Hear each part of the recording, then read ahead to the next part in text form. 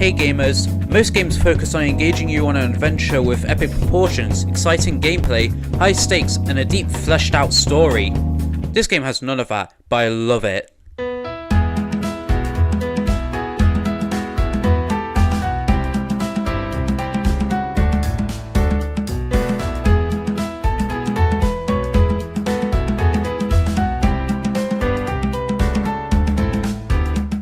This is Lil Gator Game, a little indie game that came out a little while ago on Steam.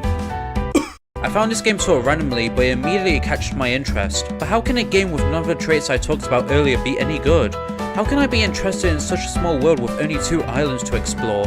How the heck can it be engaging when the enemies are literal pieces of cardboard? Well, let's delve right in to see how Lil Gator Game pulls it off.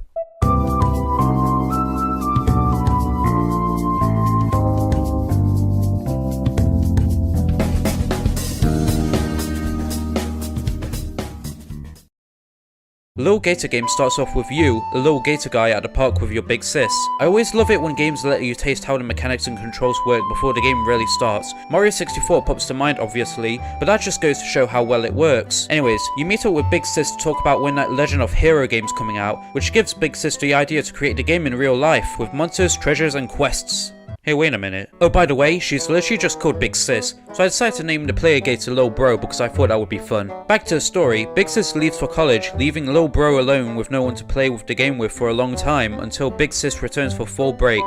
Unfortunately for Lil Bro, Big Sis is dead set on finishing her project and is unable to play with Lil Bro.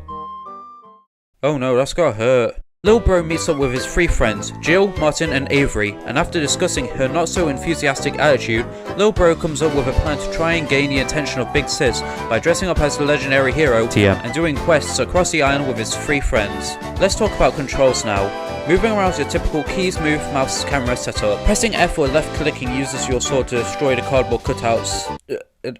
Attacking Oh no. Jill. What do we do? I'm so scared. These little guys honestly reminded me a lot of the cardboard cutouts from Spooky's Jump Scare Mansion. Only difference is that you're not being chased by some beef god. YouTube.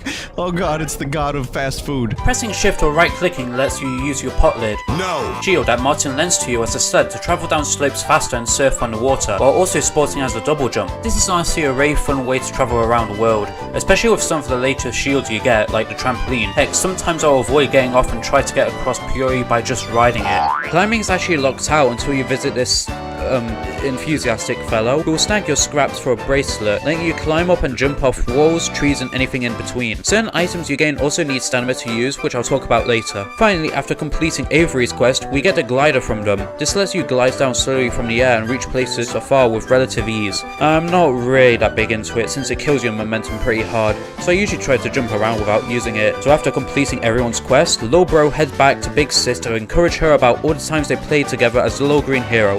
And the results?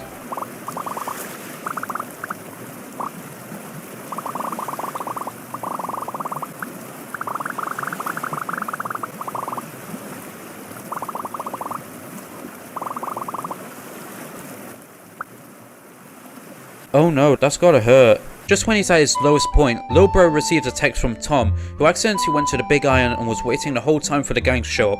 Luckily, Tom invited a whole lot of different people to the Iron to help build stuff, but since Lil Bro and the gang weren't really there, they wandered off across the island, but they're still willing to get back into the game.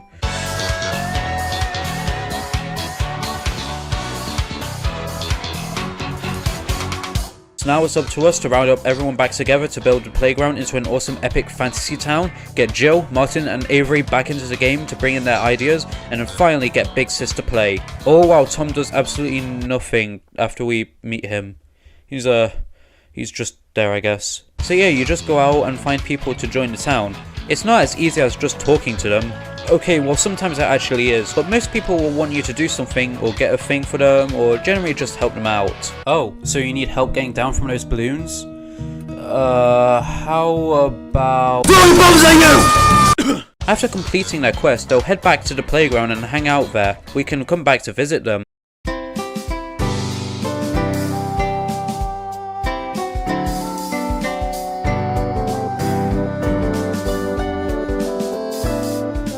The playground's generally just a great place to chill in between adventuring around the island, to chat around with the people you've helped out and just take it all in. Plus, it's super satisfying to watch as the town gets more and more occupied, and because of how quick you can get through the big island, it's never an issue of making your way back there, especially with the radio tower as a landmark. So after you've talked with Tom, maybe made a few friends along the way, it's time to start knocking down some of the main quests. There's Jill and the Paragons, Martin and the Cool Squad.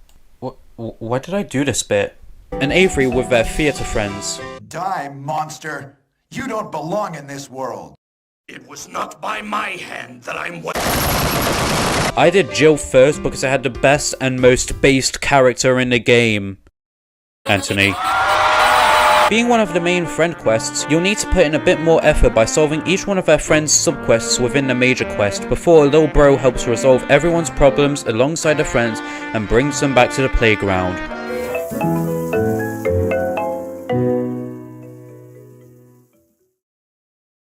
You know, while I've been helping these guys, I've been getting a ton of scrap.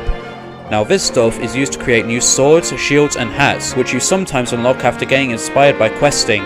It's amazing what you can do with craft glue and a dream. Huh. Alongside the swords and shields you craft along the way, you also obtain a whole lot of items to use with Q&E, which ranges from projectiles like rocks you can skip to bubblegum letting you fly up to ragdoll. Alright, now we're heading right to the end of the game, so if this game seems right up your alley, here's your warning for spoilers and where to skip to.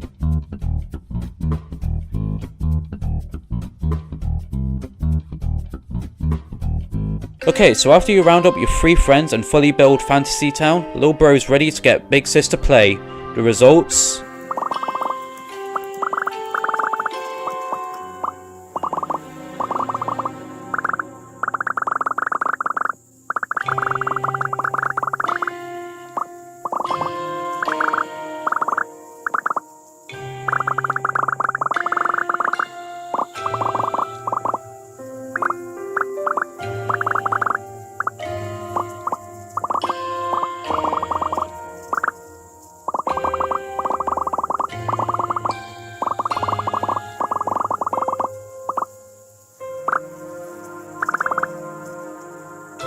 Oh no, that's gotta hurt.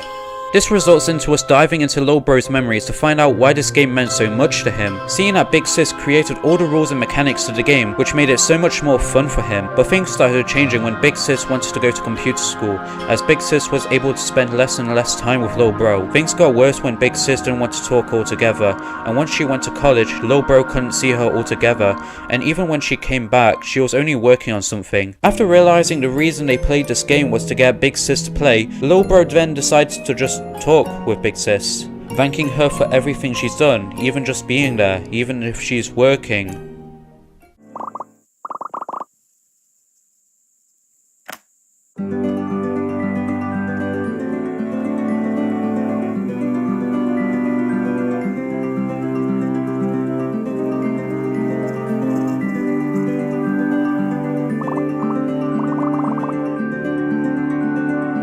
Lil Gator Game may not have all that much of an expansive journey to go on, it may not have exciting gameplay and a pretty simple plot, but that doesn't take away my enjoyment from it. Lil Gator Game is such a heartwarming and comfy game for me to just put on and be happy, even when I'm not really doing anything in it. Plus the writing is so charming and actually pretty funny sometimes. Heck, I 100%ed the game twice because of how much I love this game. Please support this game whether by buying the game or spreading the word about it, because I really want to see more of this game. Even if it's short, mad props to the small team who made this game because I really loved it. And that's the end of my Lil Gator Game review.